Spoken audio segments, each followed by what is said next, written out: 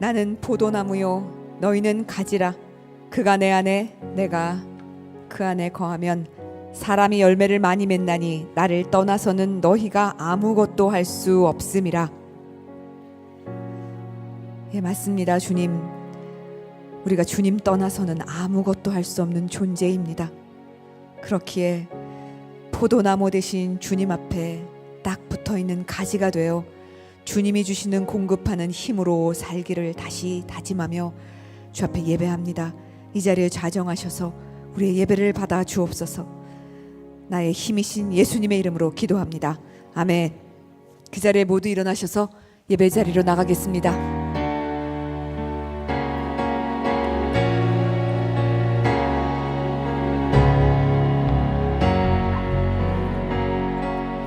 예수는 나의 힘이요 내 생명 되시니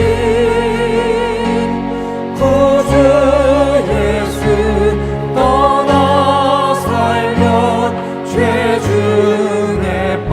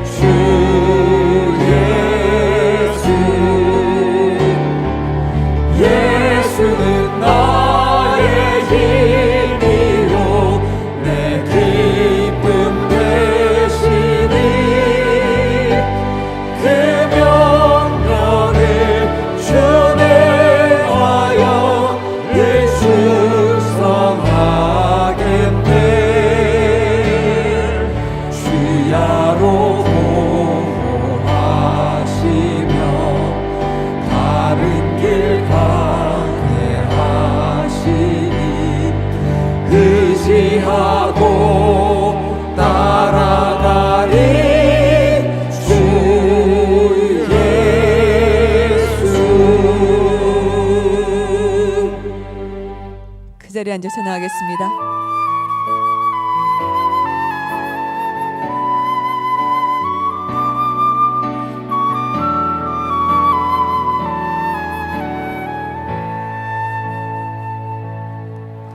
나의 안에 거하라. 나는 내 하나님이니 모든 환난 가운데 너를 지키는 자라. 두려워하지 말라. 내가 널 도와주리니 놀라지 말라. 내 손 잡아주리라. 나의 안에 거하라. 나의 안에 거하라. 나는 내 하나님이니 모든 환난 가운데 너를 지키는 자라. 두려워하지 말라. 내가 널 도와주리니 놀라지 말라. 내 손 잡아주리라. 내가 너를 신명하여 불렀나니 너는 내 것이라. 내 것이라. 너의 하나님이라. 내가 너를 보배롭고 존귀하게 여기노라. 너를 사랑하는 내 여호와라. 나의 안에 거하라. 나는 내 하나님이니 모든 환난 가운데 너를 지키는 자라. 두려워하지 말라. 내가 널 도와주리니 놀라지 말라. 내 손 잡아주리라. 내가 너를 신뢰하여 불렀나니 너는 내 것이라. 내 것이라. 너의 하나님이라. 내가 너를 보배롭고 존귀하게 여기노라. 너를 사랑하는 내 여호와라. 내가 너를 지명하여 내가 너를 지명하여 불렀나니 너는 내 것이라. 내 것이라. 너의 하나님이라. 내가 너를 보배롭고 존귀하게 여기노라. 너를 사랑하는 내 여호와라.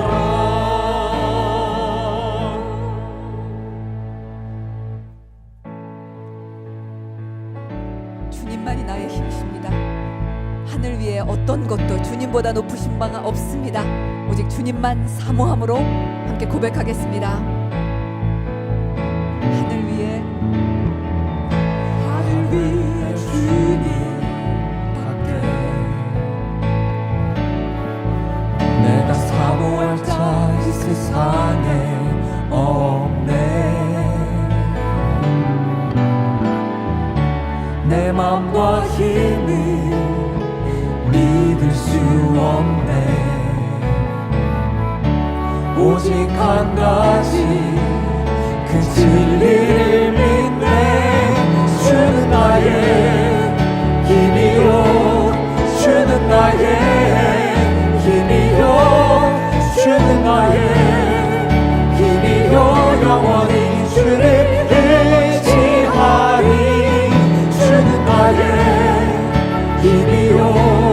주는 나의 힘이요. 주는 나의 힘이요. 영원히 주를 의지하리. 영원히.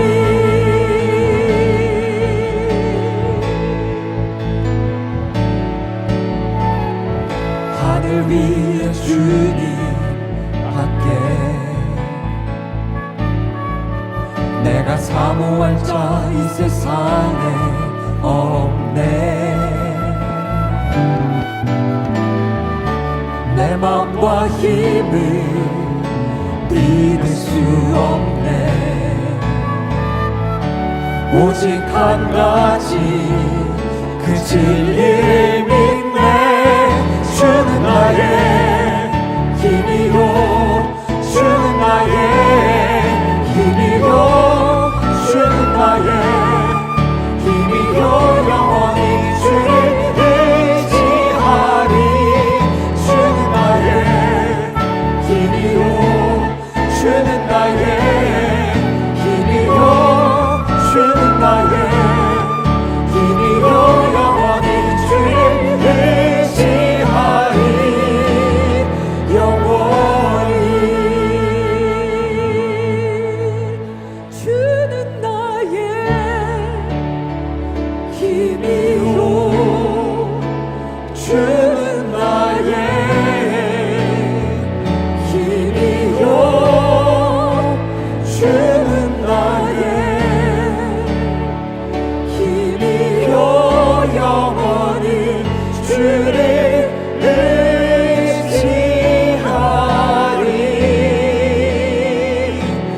영원히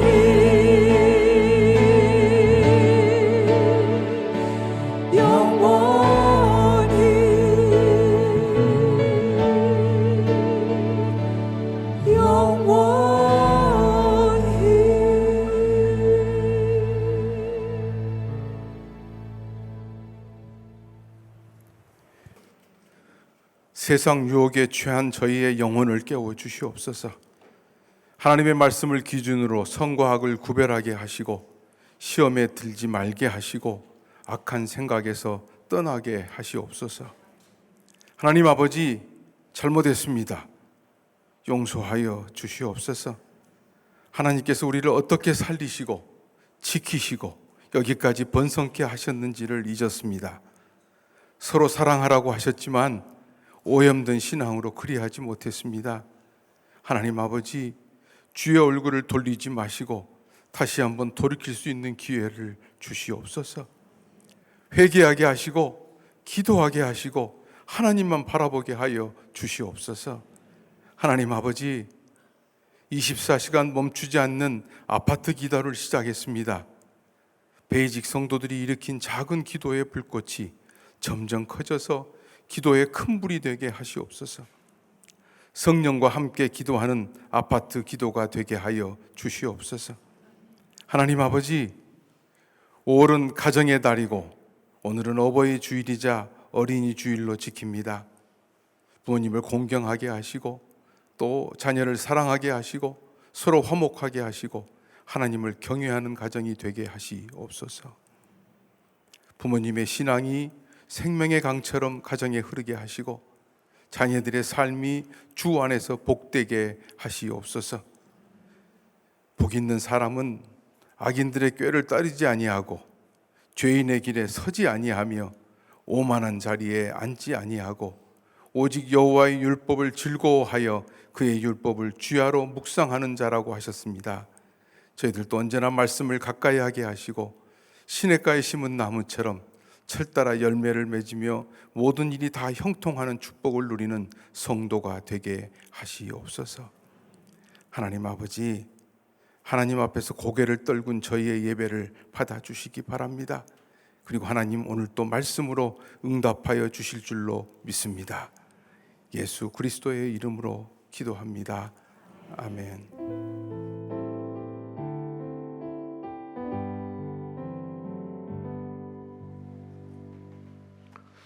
네, 5월 첫 주 저희들 오늘 같이 나눌 말씀은 사사기 6장 11절로 24절까지 말씀입니다. 한 목소리로 같이 읽습니다. 시작. 여호와의 사자가 아비에셀 사람 요아스에게 속한 오브라에 이르러 상수리 나무 아래에 앉으니라. 마침 요아스의 아들 기드온이 미디안 사람에게 알리지 아니하려 하여 포도주 틀에서 타작하더니 여호와의 사자가 기드온에게 나타나 이르되 큰 용사여 여호와께서 너와 함께 계시도다 하매 기드온이 그에게 대답하되 오 나의 주여 여호와께서 우리와 함께 계시면 어찌하여 이 모든 일이 우리에게 일어났나이까. 또 우리 조상들이 일찍이 우리에게 이르기를 여호와께서 우리를 애굽에서 올라오게 하실 것이 아니냐 한 그 모든 이적이 어디 있나이까. 이제 여호와께서 우리를 버리사 미디안의 손에 우리를 넘겨주셨나이다 하니 여호와께서 그를 향하여 이르시되 너는 가서 이 너의 힘으로 이스라엘을 미디안의 손에서 구원하라. 내가 너를 보낸 것이 아니냐 하시니라. 그러나 기드온이 그에게 대답하되 오 주여 내가 무엇으로 이스라엘을 구원하리이까. 보소서 나의 집은 므낫세 중에 극히 약하고 나는 내 아버지 집에서 가장 작은 자니이다 하니 여호와께서 그에게 이르시되 내가 반드시 너와 함께하리니 내가 미디안 사람 치기를 한 사람을 치듯 하리라 하시니라. 기드온이 그에게 대답하되 만일 내가 주께 은혜를 얻어 싸우면 나와 말씀하신 이가 주 되시는 표징을 내게 보이소서. 내가 예물을 가지고 다시 주께로 와서 그것을 주 앞에 드리기까지 이곳을 떠나지 마시기를 원하나이다 하니 그가 이르되 내가 너 돌아올 때까지 머무르리라 하니라. 기드온이 가서 염소 새끼 하나를 준비하고 가루 한 에바로 무교병을 만들고 고기를 소쿠리에 담고 국을 양푼에 담아 상수리 나무 아래 그에게로 가져다가 드리매 하나님의 사자가 그에게 이르되 고기와 무교병을 가져다가 이 바위 위에 놓고 국을 부어라 하니 기드온이 그대로 하니라. 여호와의 사자가 손에 잡은 지팡이 끝을 내밀어 고기와 무교병에 대니 불이 바위에서 나와 고기와 무교병을 살랐고 여호와의 사자는 떠나서 보이지 아니한지라. 기드온이 그가 여호와의 사자인 줄 알고 이르되 슬프도소이다. 주 여호와여 내가 여호와의 사자를 대면하여 보았나이다 하니 여호와께서 그에게 이르시되 너는 안심하라. 두려워하지 말라. 죽지 아니하리라 하시니라. 기드온이 여호와를 위하여 거기서 제단을 쌓고 그것을 여호와 살롬이라 하였더라. 그것이 오늘까지 아베셀 사람에게 속한 오브라에 있더라. 아멘. 하나님 아버지, 5월 저희들이 가정의 달이라고 이렇게 부릅니다. 가정이 얼마나 소중한지 이 시대가 점점 잊어가고 있습니다.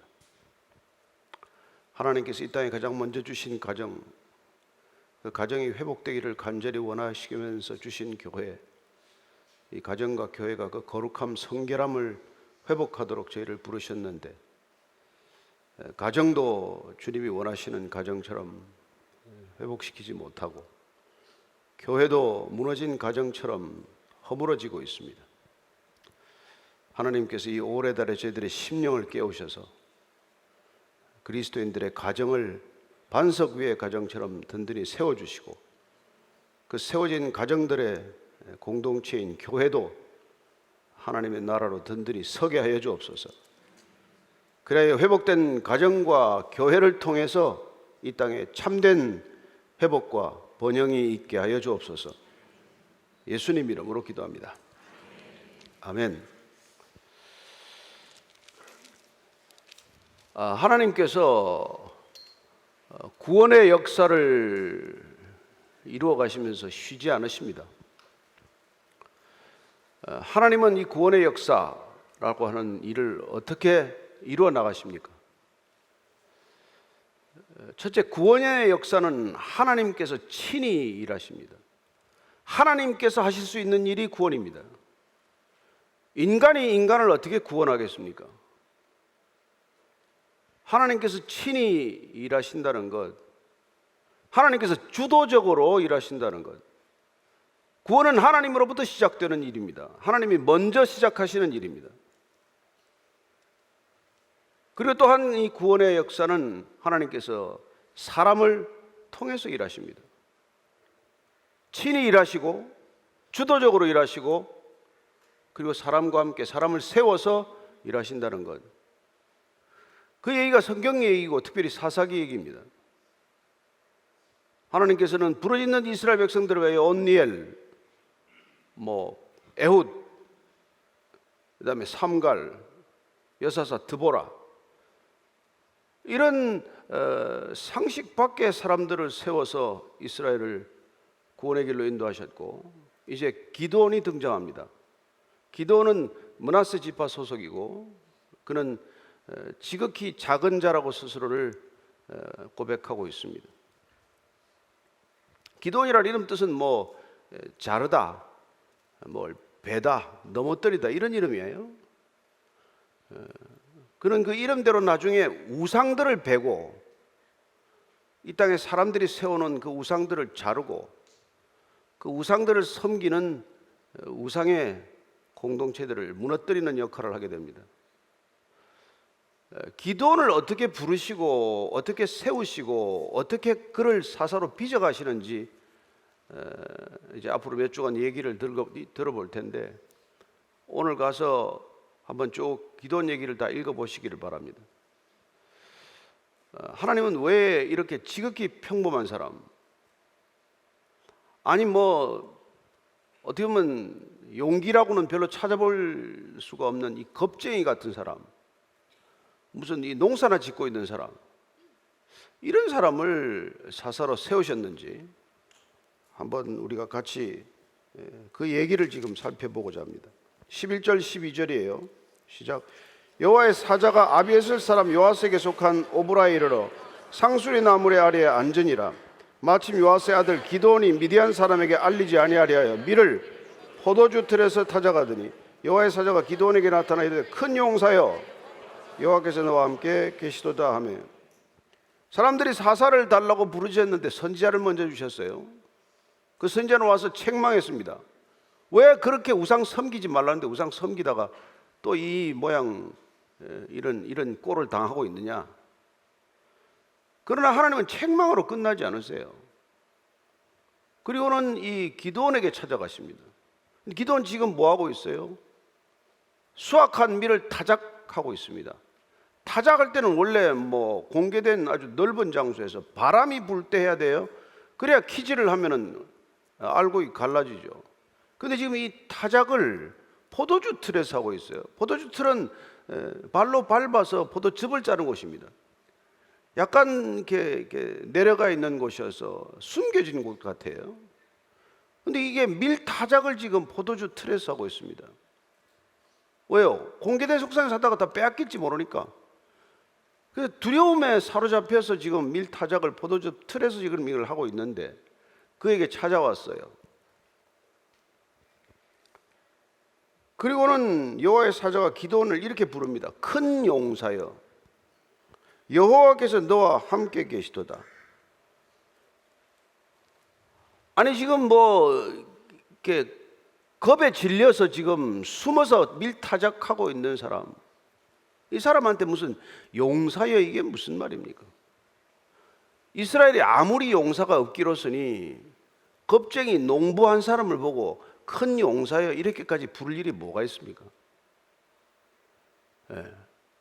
그리고 지금 겁에 질려서 지금 밀타작하고 있는데 여호와가 너와 함께 계신다는 말이 무슨 말입니까? 하나님이 함께 계신데 어떻게 지금 이렇게 겁에 질려서 이렇게 사람들 눈을 피해서 타작을 할 수 있습니까? 도대체 이게 무슨 사건이고 무슨 일이냔 말입니까? 어떻게 이런 비겁한 사람을 찾아와서 뭐 부를 호칭이 아무리 없기로서니 큰 용사여 이렇게 부르냐는 거예요. 여러분 이게 믿음 사건이라는 거예요. 전혀 우리가 부를 만한 자격과 조건이 안 되는 사람을 찾아와서 그 사람이 한 번도 자기 정체성을 고민해보지 않은, 그런 생각, 상상조차 해보지 않은 사람에게 이런 새로운 자기 정체성을 심어주는 것, 그래야 그 새로운 자기 정체성에서 발현되는 사명감을 갖게 하는 것, 그게 믿음 사건이라는 것입니다.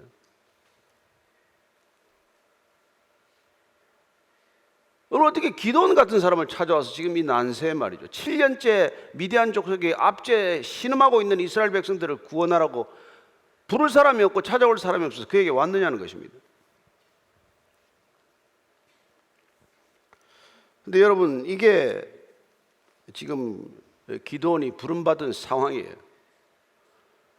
어느 모습 한 구석을 보더라도 용기 있는 용맹스러운 모습은 찾을 수가 없습니다. 어디 하나를 보더라도 그에게는 어떤 민족적 지도자가 될 자격이 없어요. 근데 어쨌건 이 사람에게 찾아왔다는 것입니다. 그래서 큰 용사여 여호와가 너와 함께 계신다. 여러분, 하나님이 찾아오는 사건, 주도적으로 이렇게 먼저 말을 거는 사건, 그리고 그에게 새로운 정체성을 깨우치는 사건, 이 믿음 사건은 모든 믿음의 사람들에게 일어났던 놀라운 일들의 반복적인 패턴입니다. 아브라함이 무슨 대단한 믿음이에요. 그냥 한 집안의 아버지일 뿐인데 그를 열국의 아버지라고 부르지 않습니까? 무슨 열국을 생각이나 했겠어요. 그리고 때만 되면 그도 두려움에 빠져서 사라를 아내라고도 못하던 사람 아닙니까? 그랬던 그를 어쨌건 믿음의 조상으로 만드시지 않았습니까? 야곱이 무슨 그런 대단한 사람이에요. 형 에서가 무서워서 도망가지 않았습니까? 라반에서 도망쳐 나와서도 또 무슨 형 에서를 만나기 무서워서 밤새 그는 노심초사하던 사람 아닙니까? 그가 무슨 하나님과 겨루어 이기는 사람이란 말입니까? 무슨 요한의 아들 시몬이 대단한 사람이라서 예수님을 3번씩이나 부인할 그런 자를 갖다가 무슨 베드로니 반석이니 하는 게 무슨 말입니까? 도대체 하나님께서 부르신 사람들 중에서 그렇게 단단히 무슨 믿음의 본이 될 만한 사람이 누가 그렇게 있습니까? 왜 그런 사람들을 불러서 우리에게 믿음 행전, 믿음 사건을 보게 하시느냐는 말이에요. 저와 여러분이 그런 사람이기 때문에 그렇다는 거예요. 저와 여러분이 무슨 대단한 믿음이 있어서 여기 온 사람들이 아니에요. 우린 여전히 두려움에 사로잡혀 있는 사람들이고 여전히 무슨 하나님이 우리와 함께 하신다는 게 무슨 말인지 잘 모르는 사람들이에요. 근데 하나님께서는 그런 사람들, 그런 죄인들, 그런 두려움에 사로잡힌 사람들을 찾아오셔서 놀라운 사명을 주신다는 것입니다.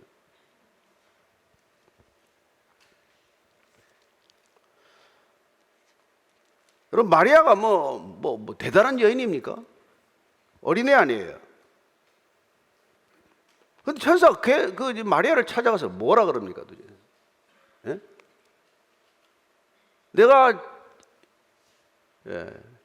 처녀가 지금 잉태를 하겠다는데 그게 무슨 말입니까? 도대체? 마리아에게 찾아온 이 천사의 말씀을 한번 더 들어보십시다. 누가복음 1장 38절의 시작. 마리아가 이르되 주의 여종이오니 말씀대로 내게 이루어지이다 하며 천사가 떠나가지라. 주의 여종이기 때문에 말씀대로 내게 이루어지이다. 이게 믿음 사건이란 말이에요. 그 천사는 한마디 하고 가버렸어요. 내가 아이를 잉태할 것이라는 말을 듣고. 그러면 얼마나 불안하고 얼마나 안절부절해야 마땅합니까? 이게 도대체 무슨 일이 생기려나? 아니, 내가 지금 요셉과 정혼했는데 지금 애를 갖다니 결혼하기는 하지 지금 1년이나 기다려야 되는데 그렇게 안절부절하지 않았다는 겁니다.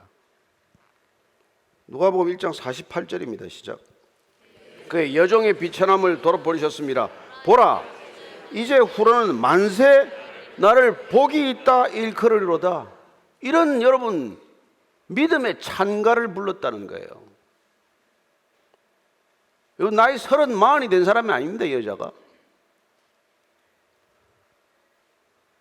하나님이 찾아오셔서, 하나님의 사자가 찾아오셔서 하나님의 일을 통보했는데 그 일을 믿음으로, 아멘으로 받아들이는 것, 그게 믿음이고 믿음 사건이란 말이에요. 믿음은 나로부터 시작되지 않습니다. 믿음은 철저히 하나님으로부터 시작됩니다. 철저히 하나님의 말씀으로부터 시작됩니다. 하나님이 오시지 않았다면, 그분이 말씀하시지 않았다면 우리의 믿음은 있을 수가 없는 일이에요. 그냥 자기 생각일 뿐이고, 자기의 판단일 뿐이고, 자기의 습관일 뿐이고, 자기의 이성일 뿐이죠. 믿음하고는 아무 상관이 없는 일이에요.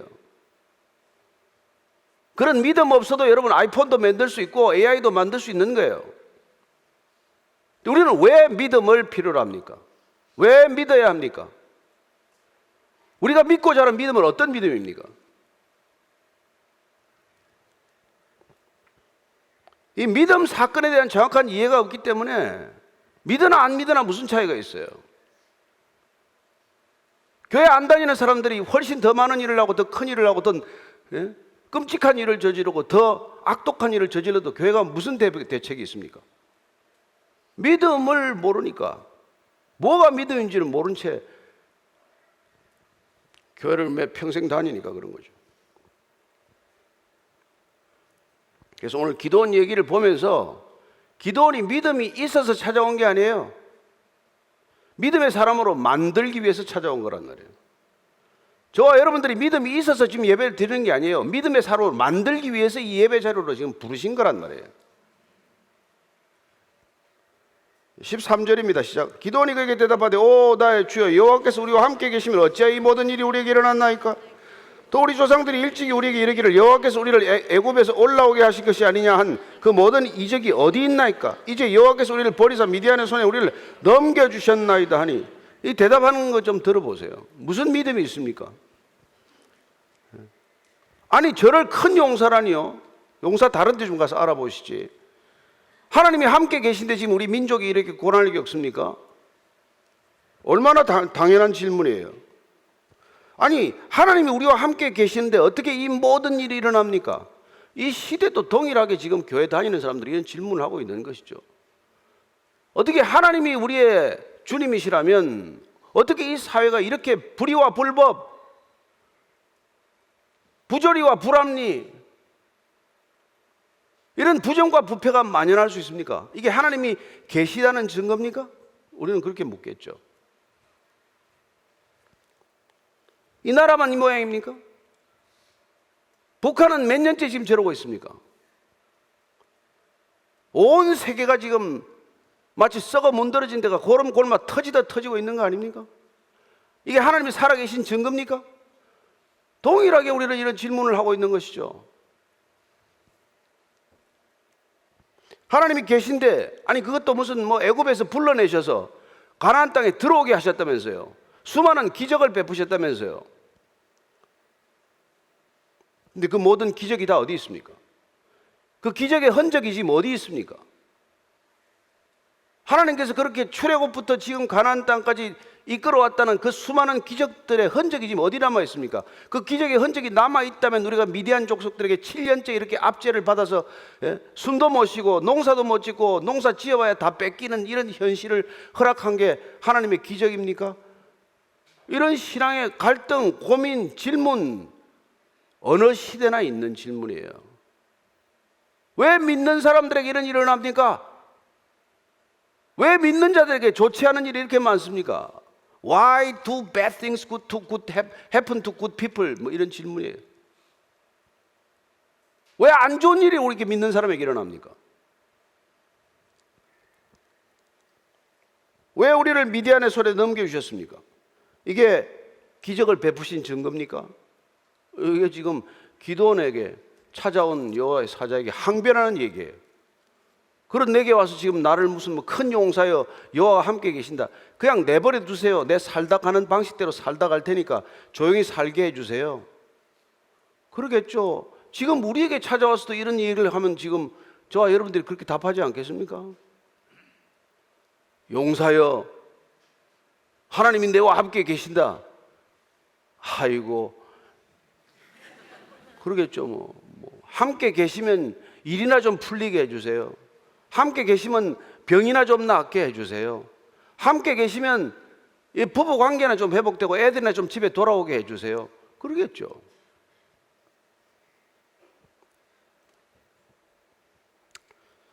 근데 하나님께서는 그에게 뭐라고 이런 푸념조로 무슨 항변하듯 하는 기도에 뭐라고 말씀하십니까? 14절입니다. 시작. 여호와께서 그를 향하여 이르시되 너는 가서 이 너의 힘으로 이스라엘을 미디안의 손에서 구원하라. 내가 너를 보낸 것이 아니냐 하시니라. 기가 막힌 사명 선언이에요. 이 미디안이라고 하는 어마어마한 적들 앞에서 7년째 숨도 못 쉬고 살아가는 한 농부를 찾아와서 큰 용사여 여호와께서 너와 함께 계시도다.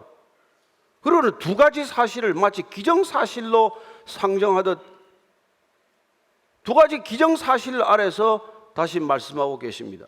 내가 너를 보냈다는 거예요. 내가 기도한 너를 지금 보냈다는 겁니다. 보냈다고 과거형으로 말하고 있어요.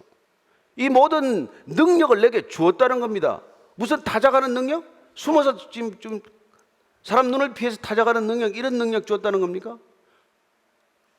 아니 도대체 무슨 얘기가 좀 알아들을 만한 얘기를 하셔야죠. 제가 지금 이런 일을 하고 있는데 나더러 큰 용사여 여호와가 함께 계시다고 하더니 내가 너를 보냈다.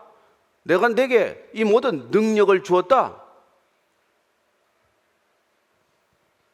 도대체 이 말을 어떻게 이해하고 어떻게 받아들여야 되냐는 거예요. 여러분, 이게 믿음 사건의 전형적인 패턴이라고 말씀드렸습니다. 믿음은 우리가 상식적으로 받아들일 수 있는 얘기를 하는 거 아니에요? 뭘 보냈는데, 보내기를 어디를 보냈다는 겁니까? 지금 여전히 그는 집 근처 포도즙 틀에 숨어서 지금 있고 있는데 너를 보냈다는 거예요. 그리고 내게 모든 능력을 주었다는 거예요. 왜 지금 하나님은 이런 표현을 쓰고 계세요? 하나님이니까. 여러분, 인간과 하나님의 차이가 뭡니까?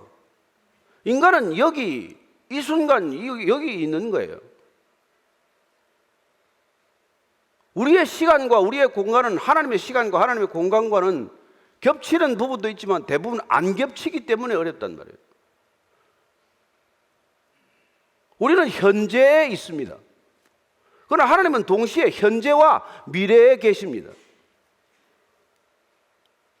그분은 현재에도 계시고 미래에도 계십니다. 동시에 계십니다. 그분은 여기에도 계시고 저기에도 계십니다. 우리는 여기에만 있을 뿐입니다. 우리는 한시적으로 살아갑니다. 그러나 하나님은 시간을 넘어서 존재하십니다.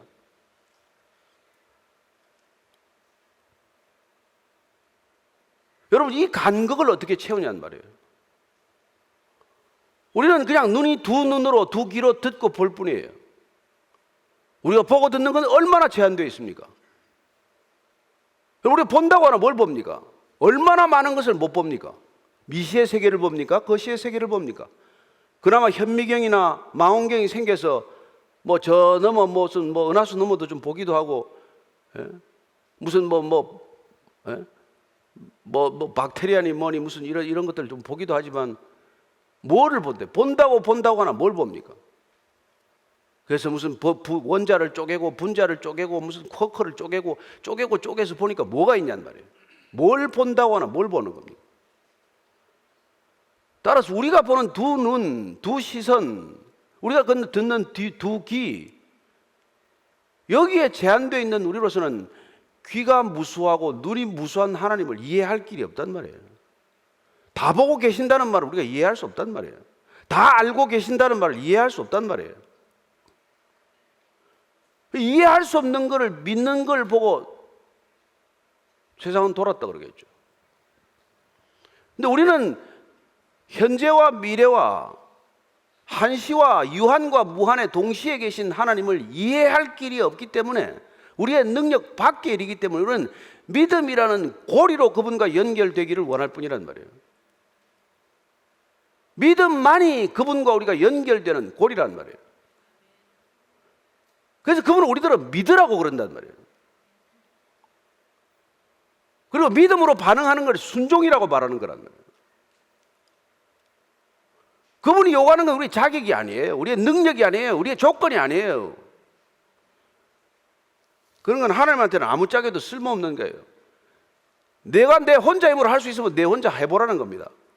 인간이 인간의 힘으로 만들 수 있다면 다 해보라는 거예요.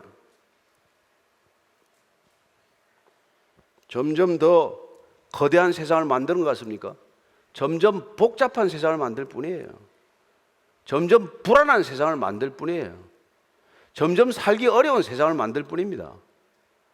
점점 위기가 동시화하고 현재화하는 사회를 만들고 있을 뿐이에요.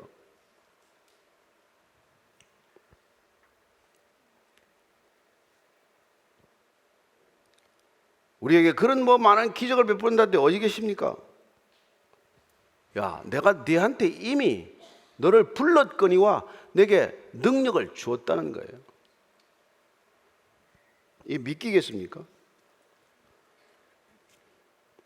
바울이 그걸 깨달은 거죠.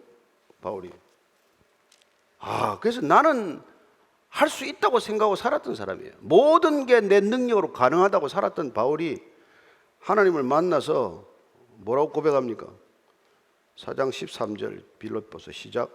내게 능력 주시는 자 안에서 내가 모든 것을 할 수 있느니라. 그런 능력 주시는 자 밖에서도 모든 일을 할 수 있었던 사람이에요. 할 수 있다고 믿었던 사람입니다. 그래서 그는 다메섹까지 달려갔던 사람이에요. 그러나 믿음을 갖고 나서는 그거 어떻게 됩니까? 내가 모든 걸 할 수 있는 까닭은 내게 능력 주시는 자 때문에 내가 모든 걸 할 수 있다라고 바뀐 거란 말이에요.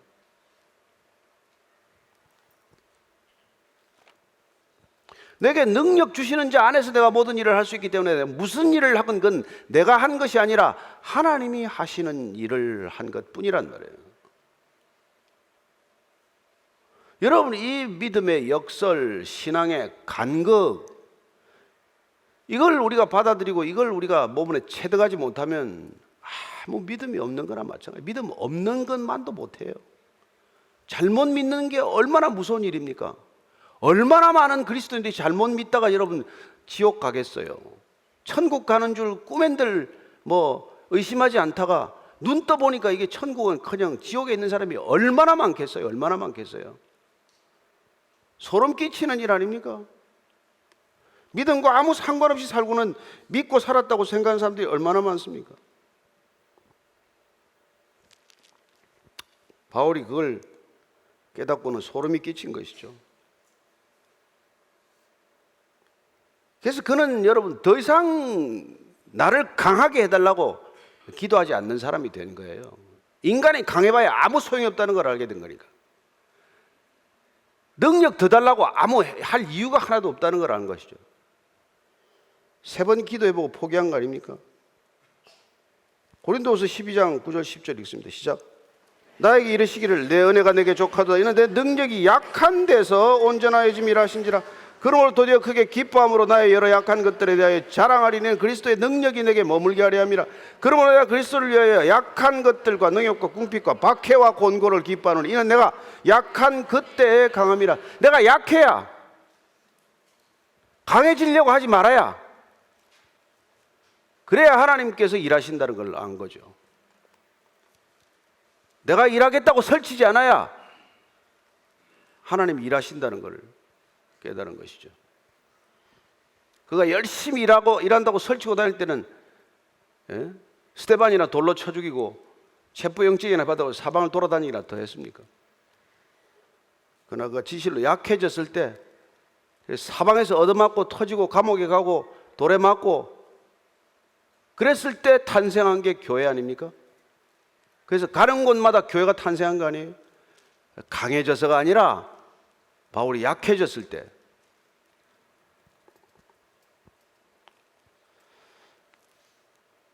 이걸 도대체 우리가 어떻게 받아들이냐고 우리의 믿음을 결정하겠죠.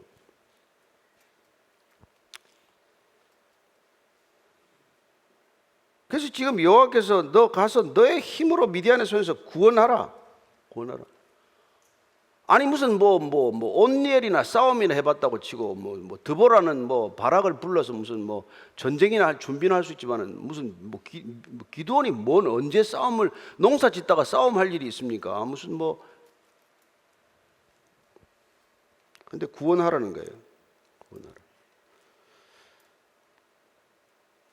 이게 여러분 교회에 주어진 소명이에요. 교회가 있어서 구원하라는 게 아닙니다. 여러분들 제가 무슨 돈이 있고 권력이 있고 이름이 있고 영향력이 있고 무슨 스펙이 있어서 구원하라는 게 아니에요. 우리가 아무것도 없지만 오직 나사렛 예수 그리스도의 이름으로 일어나 걸어라. 그 말하는 한 가지 권능을 가지고 구원하라는 거예요. 그래서 하나님이 하셨다는 것을 증언하라는 거예요. 무슨 그 교회가 했는데 무슨 목사가 했는데 무슨 집사가 했네 하는 게 아니고 그런 일을 통해서 살아계신 하나님을 드러내라는 거예요. 나라와 권세와 영광이 오직 하나님께만 있다는 것을 드러내라는 거예요.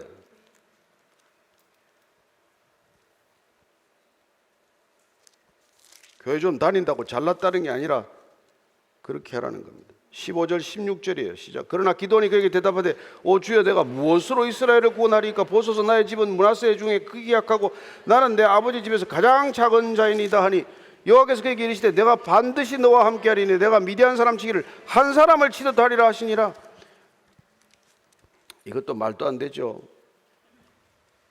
아유, 당연히 기도원이 아마 당연히 할 수 있는 얘기 아닙니까? 제가 므낫세 집안 중에서도 가장 하찮은 집안, 우리 아버지가 가장 볼 일이 없는 아버지고, 나는 또 형제들 중에서도 가장 막내나 마찬가지였어. 내가 소용없는 자, 있으나 마나한 자, 나는 그런 자입니다. 그는 원래 흙수저예요. 원래. 모세는 나중에 흙수저가 됐어요. 출애굽기 6장 12절입니다. 시작. 모세가 여호와 앞에 아뢰어 이르되 이스라엘 자손도 내 말을 듣지 아니하였거든 바로가 어찌 들으리까? 나는 입이 둔한 자이다. 그는 바로의 왕궁에서 왕자처럼 왕자로 지냈던 사람 아닙니까? 그러나 그는 어쨌건 내가 뭐든지 할 수 있는 왕자의 자리에서 왕권을 행사하는 게 꿈이었던 그가 모든 개인적인 욕망, 개인적인 탐욕을 다 내려놓는 시간을 거쳐서 이제는 아무것도 할 수 없습니다. 나는 입이 둔해서 말도 제대로 못합니다 하는 이 40년의 시간을 기다린 것이, 하나님께서 그 시간을 기다린 거 아니에요? 그는 그 속에 철저히 금수저로 무장된 그를 흙수저만도 못한 인간이라는 자각, 그 신앙의 자리로 끌어내리기 위해서 40년을 기다리게 하신 것 아닙니까? 이제는 더 이상 내가 할 수 있는 일이 없습니다 라는 고백에 이르기까지 하나님은 기다리시는 것이죠. 그래서 무슨 이게 모세는 시간이 40년 80년 걸리지만은 기도는 원래 아무것도 없으니까 시간 걸릴 것도 없어요. 원래 흙수저인데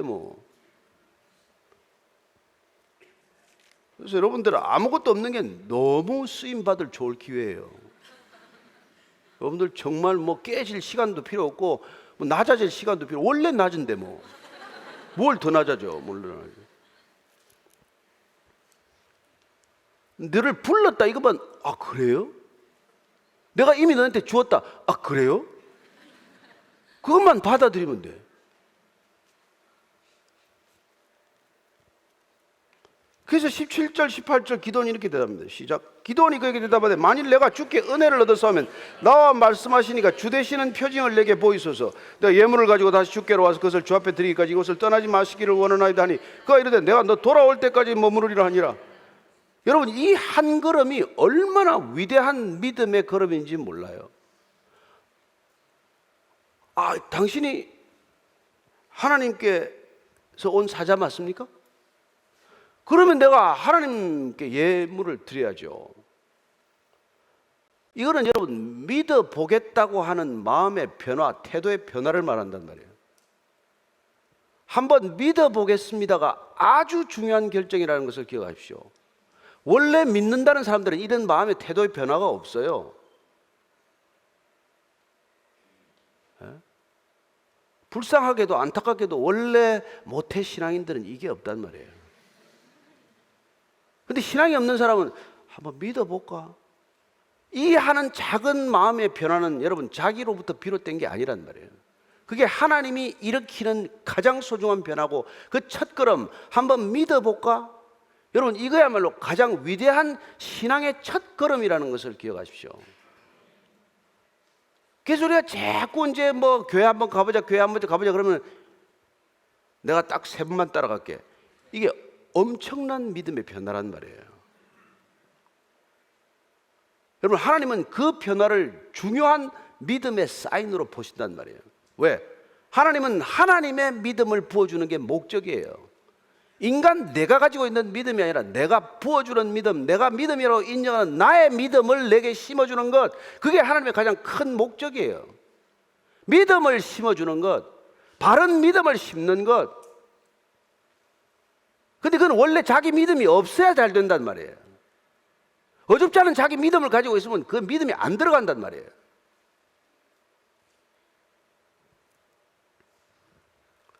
여러분 좀 아는 사람 가르치기가 어려워요.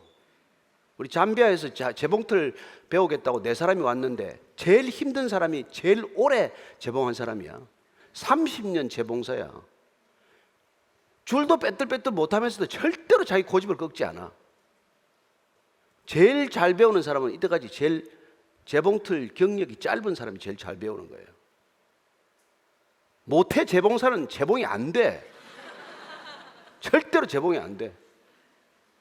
끝까지. 알긴 하겠어요. 돌아갈 때도 끝내 이제 한국 유학까지 이제 하나 라이선스 하나 가지고 또 갈 거예요. 가서 또 빼뚤빼뚤하게 또 만들어 놓을 거예요.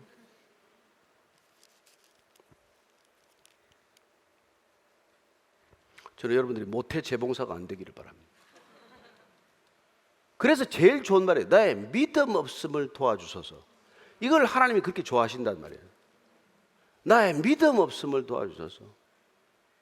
왜? 바른 믿음이 없으면 이렇게 살 리가 없으니까. 우리가 믿음이 없어서 이러고 있는 거지, 믿음이 있으면 이렇게 못 사니까. 믿음이 뭐예요? 내가 너를 불렀다는 걸 믿은 거란 말이에요. 내가 내게 이미 능력을 주었다는 걸 믿는 거란 말이에요. 그걸 뭘 위해서 쓰라는 거예요? 하나님의 구원의 역사를 위해서 쓰라는 거란 말이에요.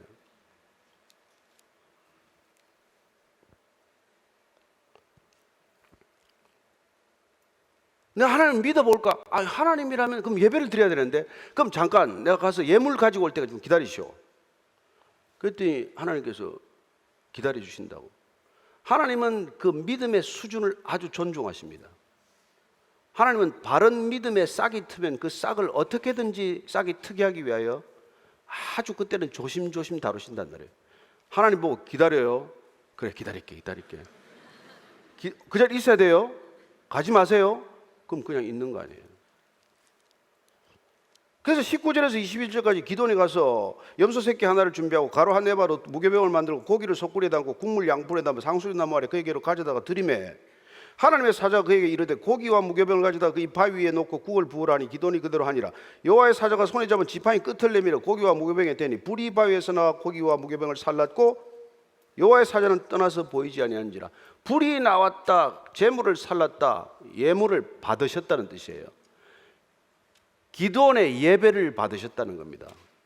기도원이 믿어볼까 하고 예물을 가져와서 예배를 드렸다는 거예요. 여러분, 사명은 예배와 하나로 갑니다. 왜냐하면 그 사명은 나로부터 비롯된 것이지 않기 때문에 하나님을 예배하는 예배와 반드시 같이 갑니다. 사명자가 예배가 흐트러지는 법은 없습니다. 예배가 흐트러지고 사명을 제대로 감당하는 법 없습니다. 오늘 그 예배를 내가 받았다는 거예요. 그 사명을 받았다는 걸 어떻게 할 수 있습니까? 사명이 들어갔다는 걸 어떻게 할 수 있어요? 예배가 드려졌다는 것이죠. 한번 믿어볼까? 한번 예배 한번 드려볼까? 그 상태를 하나님이 얼마나 기뻐하시고 얼마나 소중하게 여기시는지 모른단 말이에요. 달마다 예배 드리는데 예배인지 뭐 아닌지 모르는 사람들이 수없이 많지만 첫 예배가 그래서 그렇게 소중한 거란 말이에요.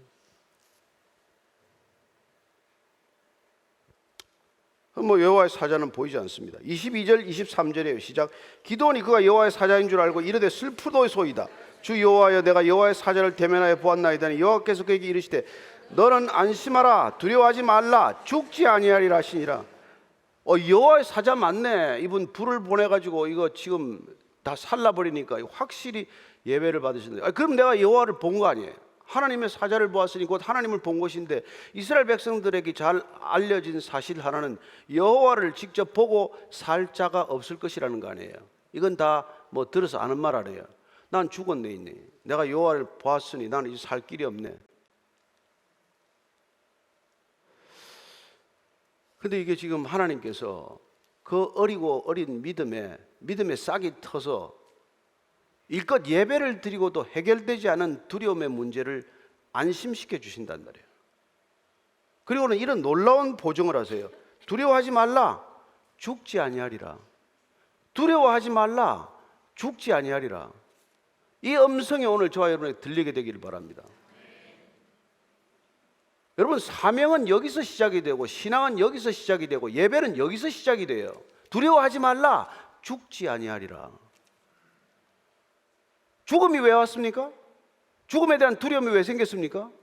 죄로부터 비롯된 거 아니에요. 여러분, 죄가 들어오면서 죄 삭신 죽음이 들어오지 않았습니까? 근데 오늘 지금 하나님께서는 뭐라 그래요? 내가 나를 보았으니 죽지 아니하리라. 죽지 아니하리라.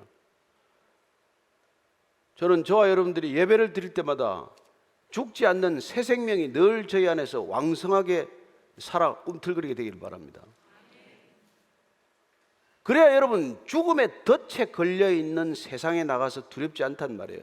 세상은 죽음의 덫에 걸려있는 곳이에요. 왜? 두려워하고 탐하다가 수렁에 빠지고 덫에 걸리고 올무에 걸리는 곳이 세상 아닙니까? 인간의 자기 욕망 성취가 목적인 곳이 세상 아닙니까? 자기 꿈, 자기 야망, 자기 성취를 위해서 저렇게 줄다름하다가 어딘가에 다 올가미에 걸려있는 곳 아니에요? 내 능력을 증명해보라는 것 아닙니까? 하나님께서 수고하고 무거운 짐진 자들아 다 내게로 오라. 내가 너희를 쉬게 하리라. 너는 내게서 배우라. 내 멍에는 쉽고 내 짐은 가벼움이라. 너를 입증하려고 애쓰지 말아라. 네가 사람들에게 인정받으려고 목을 그렇게 매지 말아라. 그러다가 다 걸린다. 그러다가 우상의 종이 된다. 그러다가 우상 섬기는 사람들의 종이 된다. 얼마나 단순하고 얼마나 심플한 일입니까? 얼마나 여러분 쉬운 일이에요. 구별하는 게. 이 세상에 자기를 증명하기 위해서 이렇게 다들 목에 다 목이 무거워서 이 만지는 사람들 보면 현대인들은 만지면 다 여기가 짐이 천건이래. 여기 만지면 다 돌덩어리래.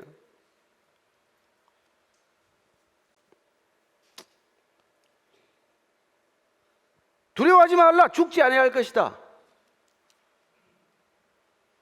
여러분 사명이 임하고 예배가 드려지고 그러면 모든 사람에게 주어지는 하나님의 동일한 선물 곧 평강이 주어지는 줄로 믿으십시오. 여러분 평강이란 죽음이 우리를 어쩌지 못하는 상태예요. 죽음에서 벗어난 거란 말이에요. 여러분들이 죽음의 덫에서 풀려났기 때문에 진정한 평안이 온 거란 말이에요. 평안은 죽음과 불가분입니다. 죽음의 문제가 해결되지 않는데 무슨 평안이 있어요? 잠시 마음의 위로는 임했을지 몰라도 이건 평안, 본질적으로 평안이란 죽음으로부터 분리된 상태란 말이에요. 죽음이 더 이상 어쩌지 못할 때 우리는 진정한 평안을 경험하는 것이죠.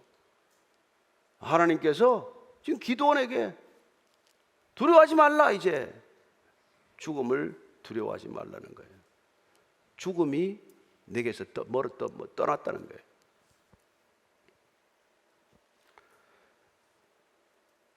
그렇습니다. 평안의 본질과 불안의 본질은 동일해요. 여러분들이 평안하거나 아니면 불안한 거예요. 평안이 없으면 불안한 겁니다. 불안한 상태에서 평안할 수가 없어요. 어떻게 평안합니까?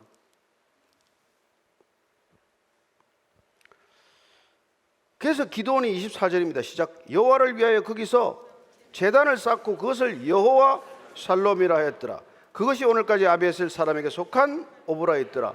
나는 아무것도 못합니다. 나는 농부에 불과합니다. 나는 지금 미디안 족속이 무서워서 지금 포도즙 틀에 숨어서 지금 타작이나 하고 있는 사람입니다. 아니다. 내가 너를 보냈다. 너를 이스라엘을 구원하라고 보냈다. 내가 내게 이미 나의 능력을 주었다. 사명을 줄 때 그냥 보내지 않습니다. 가라고 할 때 그냥 가라고 하지 않습니다. 하나님께서는 하나님의 능력을 반드시 주시는 줄로 믿으십시오. 이미 받으셨다고 믿으시기를 바랍니다. 이미 받았다고 생각해야 쓰실 거 아니에요. 이미 받았다는 걸 모르면 평생 못 쓰고 앉아 있는 것 아닙니까?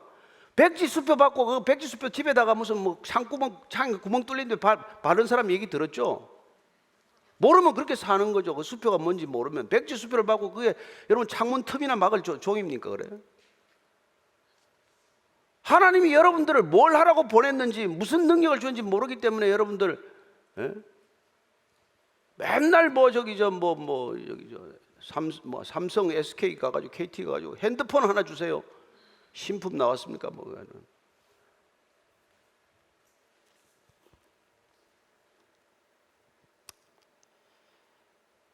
그래서 하나님께서 이 여러분들 우리가 찾아오는 놀라운 평강을 맛보게 되면 우리는 반드시 제단을 쌓게 된단 말이에요. 평안이 왔기 때문에 제단을 쌓는 거예요. 평안이 왔기 때문에 예배를 드릴 수 있게 되는 것입니다. 평안이 왔기 때문에 참다운 예배가 드려지는 예배자가 되는 것이죠. 그건 사람이 있건 없건 무슨 뭐 누구 앞에서건 아니건 그걸 예수님께서는 신령과 진정으로 드리는 참된 예배라고 말씀해 주십니다. 따라서 그 예배란 그리스도 안에 있는 것, 하나님이 내 안에 머무르는 것을 경험하는 시간이고, 하나님이 내 안에 머무름으로써 죽음이 더 이상 나를 어쩌지 못하는 것을 굳건히 확인하는 상태이고, 그리고 놀랍게도 그 믿음이 더 이상 나를 불안하게 하지 않는 놀라운 것을 경험하는 것이죠. 그걸 위해서 예수님이 오셨다는 것입니다. 염려하지 말라, 두려워하지 말라, 죽지 않는다, 그 얘기하러 오셨단 말이에요.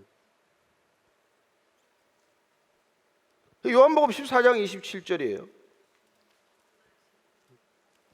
같이 읽습니다. 시작. 너희 기시로니 곧 나의 평안을 너희에게 주노라. 내가 너희에게 주는 것은 세상이 주는 것과 같지 아니하니라. 너희는 마음에 근심하지도 말고 두려워하지도 말라. 이것 때문에 오셨다는 거란 말이에요.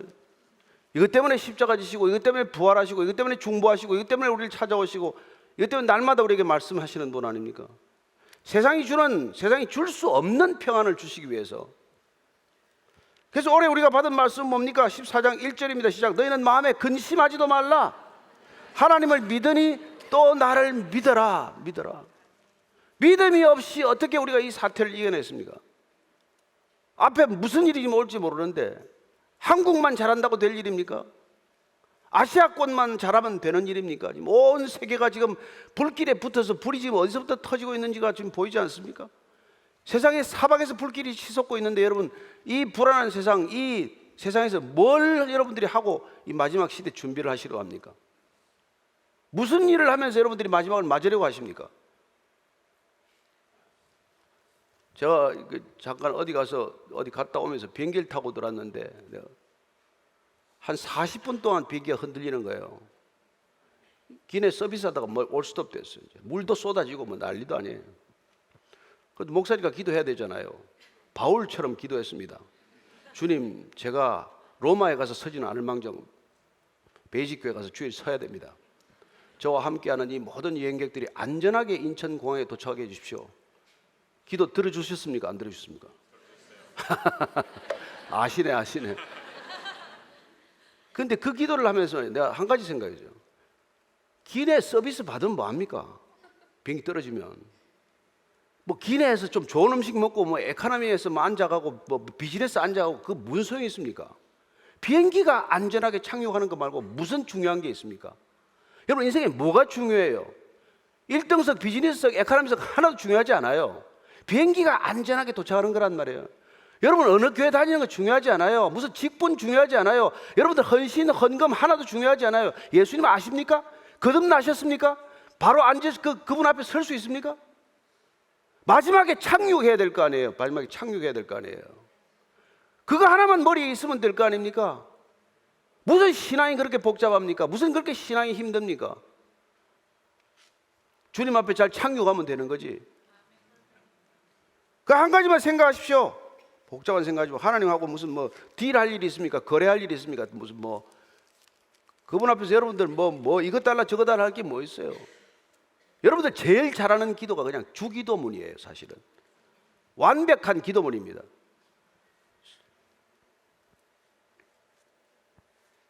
요새 우리 그래서 뭐 아파트 시작할 때 주기도문하고 끝날 때 주기도문으로 끝나는데, 정말 오늘 이 기도원 얘기를 읽으면서 우리는 하나님께서 믿음으로만 우리와 관계를 맺을 수 있다는 것을 다시 한번 말씀해 주고 계십니다. 믿음이 없이는 아무 소용없다는 것을 말씀해 주고 계십니다. 히브리서 11장 6절 읽고 마칩니다. 시작. 믿음이 없이는 하나님을 기쁘시게 하지 못하나니 하나님께 나아가는 자는 반드시 그가 계신 것과 또한 그가 자기를 찾는 자들에게 상 주시는 이심을 믿어야 할지니라. 우리는 지금 믿음으로 이 세상을 이길 수밖에 없는 시대를 살고 있습니다. 여러분, 믿음이 이깁니다. 내 믿음을 보이라고 말씀하십니다. 기적이 어디 있느냐? 하나님이 어디 있느냐? 영혼이 어디 있느냐? 라고 묻는 사람들에게 답하지 마십시오. 그냥 조용히 웃으십시오. 여러분이 변한 게 기적입니다. 여러분들이 믿음을 가지고 있는 게 기적입니다. 여러분들이 끝까지 믿음을 지키는 것이 기적인 줄로 믿으십시오. 이미 세상을 이기고 사는 믿음이 기적인 줄로 믿으십시오. 기적이 어디 있다고 말하지 마십시오. 여러분이 기적입니다. 기도하겠습니다.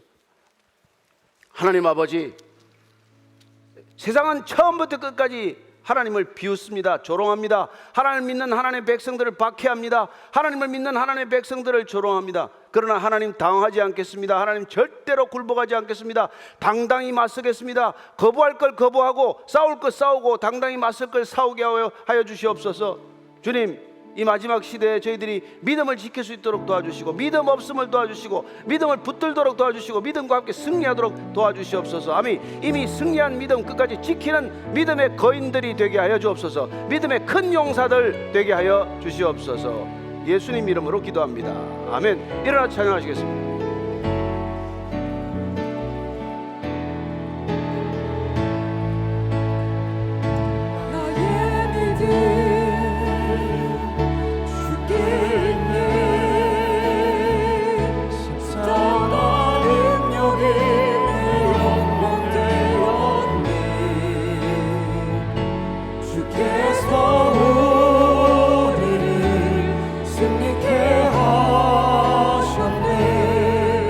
나의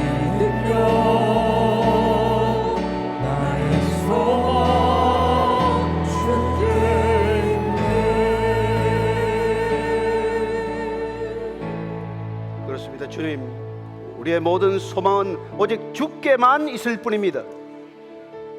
내 야망이나 내 욕망을 꿈이라고 말하지 않게 하시고, 비전이라고 말하지 않게 하시고, 하나님의 소망이라고 말하지 않게 하여 주옵소서. 하나님, 하나님께로부터 비롯된 모든 것 하나님께 되돌리는 것을 무슨 자랑처럼 내세우지 않게 해 주옵소서. 당연한 일을 해놓고 하나님, 오히려 우리는 무익한 종이라고 말하는, 고백하는 신앙인이 되게 하여 주옵소서. 이제는 십자가에서 그 전부를 주시고도 아무 내색하지 않으신 우리 구주 예수 그리스도의 은혜와 아버지의 사랑과 성령의 인도하심이 하나님이 남은 시대, 마지막 시대, 이 위험한 시대, 불안한 시대 전혀 흔들리지 않고 미동하지 않고 믿음으로 담대히 살아내고 승리하기를 선언하는 이 자리에 고개 숙인 참된 그리스도의 형제 자매들 위해, 아버지의 친구들 위해 지금부터 영원까지 항상 함께 하시기를 간절히 축원하옵나이다. 아멘.